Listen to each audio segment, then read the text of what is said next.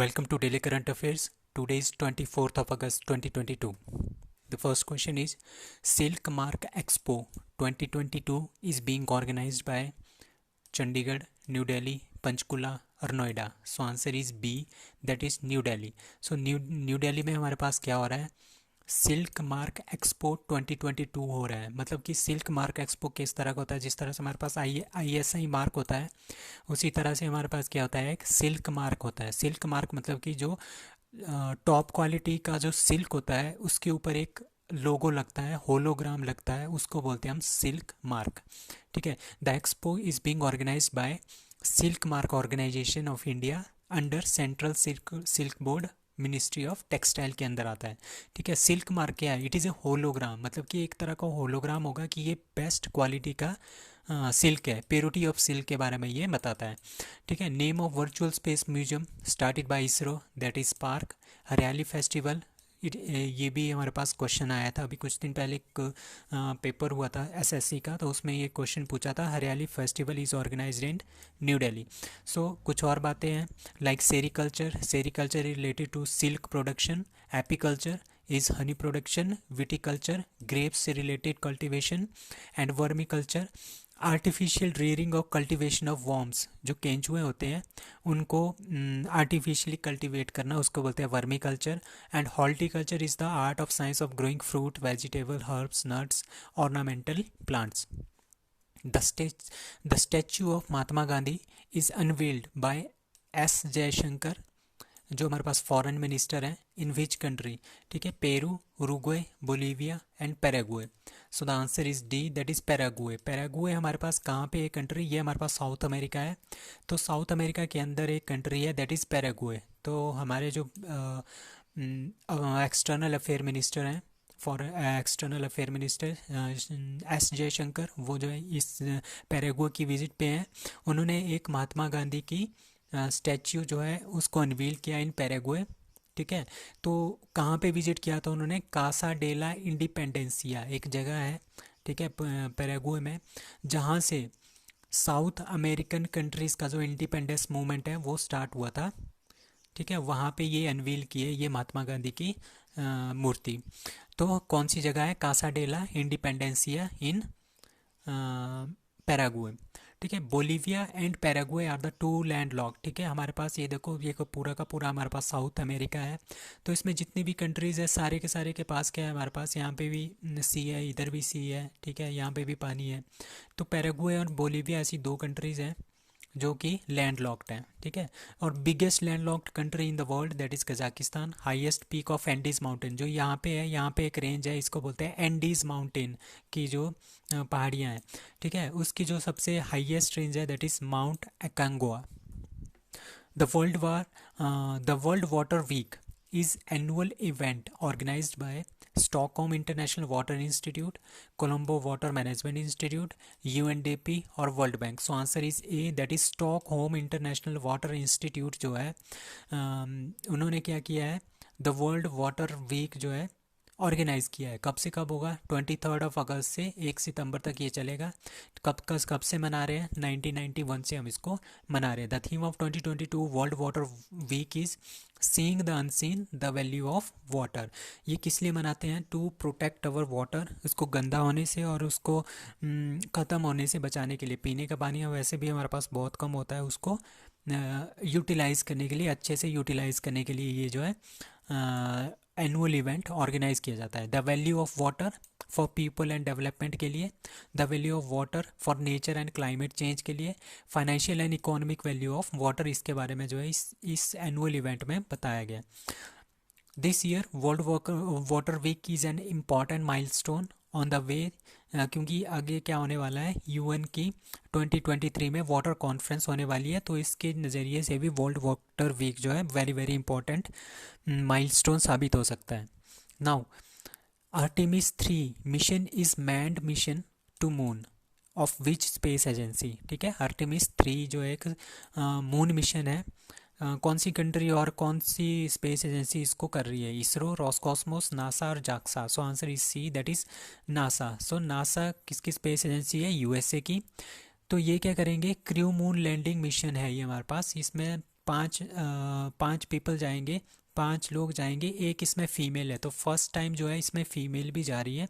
Will be launched in 2024 में launch किया जाएगा। Crew will land on the, ये हमारे पास मून है, मून का जो साउदर्न पोर्ट है, साउदर्न पार्ट है, वहाँ पे ये लैंड करेंगे। First time female will land on the moon. ठीक है, यूनाइटेड स्टेट्स के सबसे पहला जो पर्सन गया था दैट इज़ अपोलो 11 मिशन था।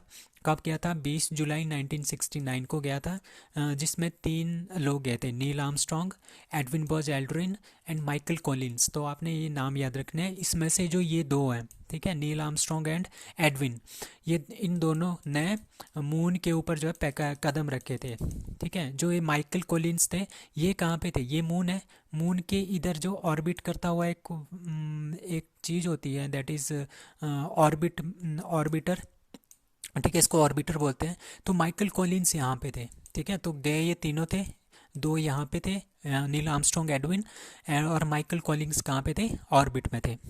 तो आज तक टोटल हमारे पास कितने गए हैं? 12 लोग जो है वो मून पे अपने कदम रख चुके हैं। ठीक है, which state got GI tag for Mithila makhana? तो मिथिला मखाना इस तरह की एक खाने की चीज़ होती है। ठीक है, किसने किसको इसका जियोग्राफिकल इंटीग्रेशन टैग मिला हुआ है? यूपी, वेस्ट बंगाल, बिहार और MP. So answer is C, that is Bihar. So Bihar को हमारे पास मिथिला मखाना का जीआई टैग मिल गया है। ठीक है, जीआई टैग होता क्या है?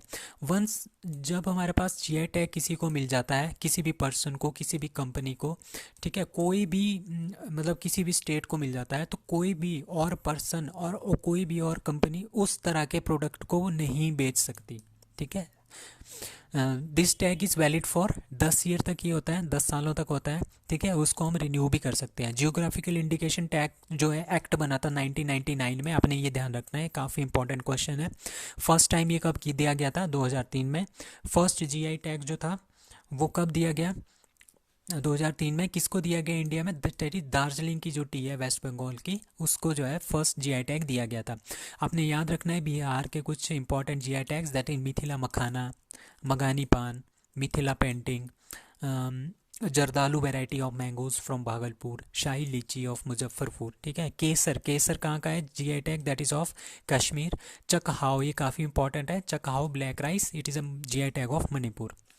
Who became the first Indian footballer to play UEFA Women's Champion League? ठीक है, Bala Devi, Aditi Chauhan, Manisha Kalyan, none of the. So answer is C, that is Manisha Kalyan. ठीक है, यूरोपियन जो देश हैं उनकी एक लीग है football league, that is UEFA women's champion league.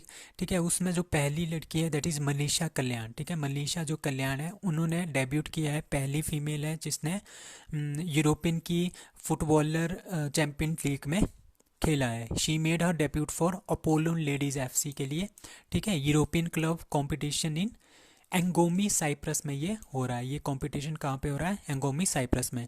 ठीक है, 2021 में इनको क्या मिल गया है? द 20 ईयर ओल्ड है ये। ठीक है, इनको 2021 में फर्स्ट एवर इंडियन फुटबॉलर बनी है to score a goal in AFC women club championship. तो ये बात भी आपने याद रखनी है।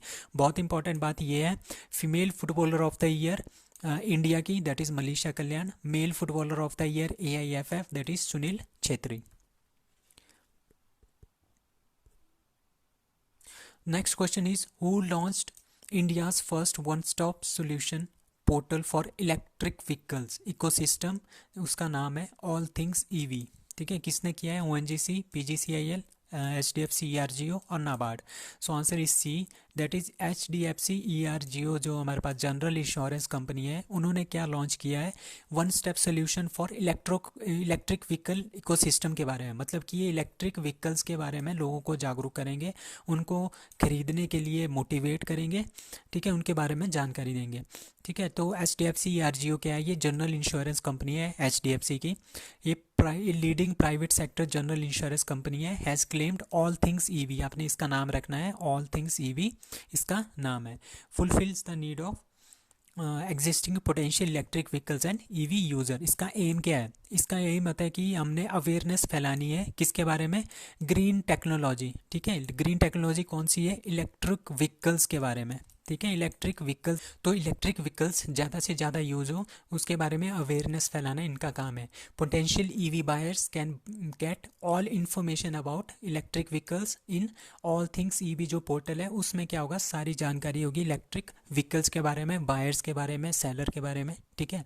All things EV will provide the cost, ownership and subsidies भी ये प्रोवाइड करेंगी, हर एक स्टेट में अलग अलग होगी, ठीक है। If people are looking for the setup charging station they can also get the available option, charging units, the associated cost and profitability matrices. तो इसका मतलब क्या है, ऑल थिंग्स ईवी मतलब कि हमने जागरूकता फैलानी है किसके बारे में, ग्रीन टेक्नोलॉजी और इलेक्ट्रिक व्हीकल्स के बारे में, ऑल थिंग्स ईवी। और क्या होगा, और सब्सिडीज़ भी ये प्रोवाइड करेंगे, ऑल इन्फॉर्मेशन भी प्रोवाइड करेंगे इलेक्ट्रिक व्हीकल्स के बारे में, मोटिवेट करेंगे लोगों को ज़्यादा से ज़्यादा जो है ताकि ज़्यादा से ज़्यादा इलेक्ट्रिक व्हीकल्स का यूज़ हो। Now 15th international olympiad on astronomy and astrophysics, ठीक है। एस्ट्रोनॉमी और एस्ट्रोफिजिक्स जो है इंटरनेशनल ओलंपियाड हुआ था, कहाँ कहाँ पे हुआ था ये,